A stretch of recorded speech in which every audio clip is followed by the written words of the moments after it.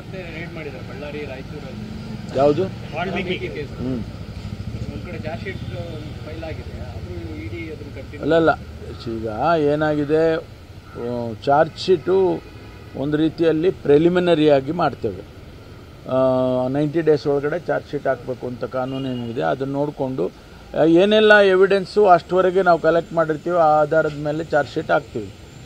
ಆನಂತರ ಮುಂದೆ ತನಿಖೆ ಮುಂದುವರೆದಾಗ ಬೇರೆ ಬೇರೆ ಸಿಗುತ್ತೆ, ಮಾಹಿತಿಗಳು ಸಿಗುತ್ತೆ, ಎವಿಡೆನ್ಸ್ಗಳು ಸಿಗುತ್ತೆ, ಅದನ್ನು ಅಡಿಷನಲ್ ಚಾರ್ಜ್ ಶೀಟ್ ಆಗಿ ಹಾಕ್ತಾರೆ.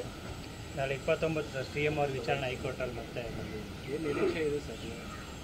ಅಲ್ಲ, ನಮಗೆ ನಿರೀಕ್ಷೆ ಇರೋದು ಕೋರ್ಟ್ನವರು ಯಾವುದೇ ರೀತಿಯಲ್ಲಿ ಅದನ್ನು ಕನ್ಸಿಡರ್ ಮಾಡೋದಿಲ್ಲ ಅನ್ನೋದನ್ನು ಅಂದ್ಕೊಂಡಿದ್ದೇವೆ. ಯಾಕೆಂದರೆ ಅಲ್ಲಿ ಮೆಟೀರಿಯಲ್ ಬೇಕಲ್ಲ. ಸಿದ್ದರಾಮಯ್ಯನವರ ಇನ್ವಾಲ್ವ್ಮೆಂಟ್ದು ಯಾವುದಾದ್ರೂ ಮೆಟೀರಿಯಲ್ ಇದ್ದರೆ ಅದನ್ನು ಕಾಗ್ನಿಸೆನ್ಸಿಗೆ ತೊಗೊಳ್ಬೋದು ಅವರು. ಯಾವುದು ಮೆಟೀರಿಯಲ್ ಇಲ್ಲ, ಅವರ ಸಿಗ್ನೇಚರ್ ಇಲ್ಲ, ಅವರ ಆದೇಶ ಇಲ್ಲ, ಅಥವಾ ಅವ್ರ ಇನ್ವಾಲ್ವ್ಮೆಂಟ್ ಇಲ್ಲ, ಅವರ ಹೆಸರಿಲ್ಲ, ಅವರ ರಿಜಿಸ್ಟ್ರೇಷನಲ್ಲಿ ಕೂಡ ಅವರ ಹೆಸರಿಲ್ಲ. ಆ ರೀತಿ ಇರುವಾಗ ನ್ಯಾಯಾಲಯ ಅದನ್ನೆಲ್ಲ ಗಮನಿಸುತ್ತೆ ಮತ್ತು ಅದಕ್ಕೆ ಸಂಬಂಧಪಟ್ಟ ಹಾಗೆ ತೀರ್ಮಾನ ಕೊಡುತ್ತೆ ಅಂತ ಅಂದ್ಕೊಂಡಿದ್ದೇನೆ. ಒಂದು ವೇಳೆ ತೀರ್ಮಾನ ಬಂದರೂ ಕೂಡ ಹೈಕಮಾಂಡ್ CM ಜೊತೆಗೆ ಇರುತ್ತೆ ಖಂಡಿತವಾಗಿ. ಮೊನ್ನೆ ಎಲ್ಲ ಹೇಳಿ ಓಪನ್ ಆಗಿ ಹೇಳಿದ್ರಲ್ಲ, ನಾವು ಯಾವುದೇ ಕಾರಣಕ್ಕೂ ಮುಖ್ಯಮಂತ್ರಿಗಳ ಜೊತೆಯಲ್ಲಿ ಇರ್ತೇವೆ ಅಂತ ಹೇಳಿ ಹೈಕಮಾಂಡ್ನವರು ಹೇಳಿದ್ದಾರೆ. ನಾವು ಎಲ್ಲ ಇದ್ವಿ ಜೊತೆಯಲ್ಲಿ. 29 ನಂತರದ ಬೆಳವಣಿಗೆಗಳ ಬಗ್ಗೆ ಚರ್ಚೆ ಆಗಿದೆಯಾ? ಇಲ್ಲ, ಅದು ಏನು ಬಂದ ಮೇಲೆ ತಾನೆ ಬೆಳವಣಿಗೆ ಹಿಂಗೆ ಆಗುತ್ತೆ ಅಂತ ಊಹೆ ಮಾಡೋಕ್ಕಾಗಲ್ಲ. ಬಂದ ಮೇಲೆ ಚರ್ಚೆ ಮಾಡೋಣ ಅಂತ ಹೇಳಿದ್ದಾರೆ. ಖರ್ಗೆ ಅವ್ರ ಜೊತೆ ಹೆಚ್ಚು ಮಾತುಕತೆ ನಡೆಸಿದ ನಂತರ ನೀವು CM ಆಗ್ತೀರಿ ಅಂತೇಳಿ ಚರ್ಚೆಗಳು ಶುರುವಾಗಿದೆ ಸರ್. ಆ ಪ್ರಶ್ನೆ ಬರದೇ ಇಲ್ಲ, ಆ ಪ್ರಶ್ನೆ ಬರದೇ ಇಲ್ಲ, ಬಂದಿಲ್ಲ. ಸೀನಿಯಾರಿಟಿ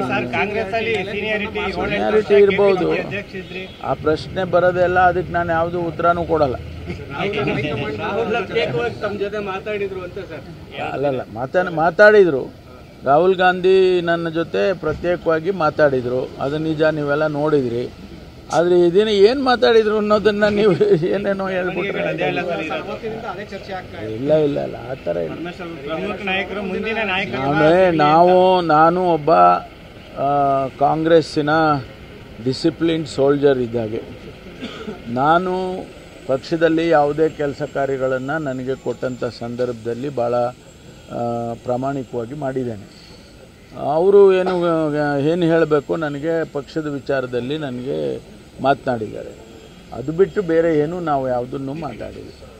ರೋಣ ಶಾಸಕರು ಬಾಂಗ್ಲಾ ಪ್ರಧಾನಿ ಬಂದ ಪರಿಸ್ಥಿತಿ ನಮ್ಮ ದೇಶದ ಪ್ರಧಾನಿಗೂ ಬರುತ್ತೆ, ಸಿದ್ದರಾಮಯ್ಯ ಕೆಳಗಿರಿಸುತ್ತೆ ಅಂತೇಳಿ ಸ್ಟೇಟ್ಮೆಂಟ್ ಕೂಡ ತಾವು ವಿರೋಧಿಸಿದ್ದೀರಿ. ಹೌದು, ನಾನು ಗಮನಿಸಿಲ್ಲ.